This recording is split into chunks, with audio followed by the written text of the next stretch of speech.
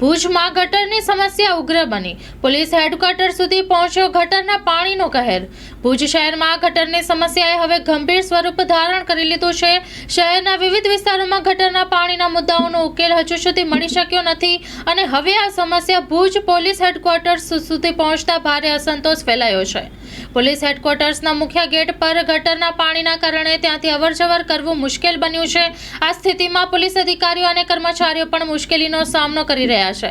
સ્થિતિ એ છે કે ગટરના દુર્ગંધભર્યા પાણીથી માર્ગ પર જવાની પણ મુશ્કેલી અનુભવાઈ રહી છે, તો શહેરના રેલવે સ્ટેશન વિસ્તાર જેવા અન્ય ભાગોમાં પણ ગટરના પાણીના જમાવડાને કારણે સ્થાનિકોને મુશ્કેલી પડી રહી છે અને ખાસ કરીને પાણી નિકાલ માટે યોગ્ય વ્યવસ્થા કે મેનેજમેન્ટ ન હોવાને કારણે ભુજ શહેરમાં આ સમસ્યા વધુ ઉગ્ર બની છે। સ્થાનિક વાસીઓએ આ મુદ્દે તાત્કાલિક પગલાં ભરવાની માંગ કરી છે।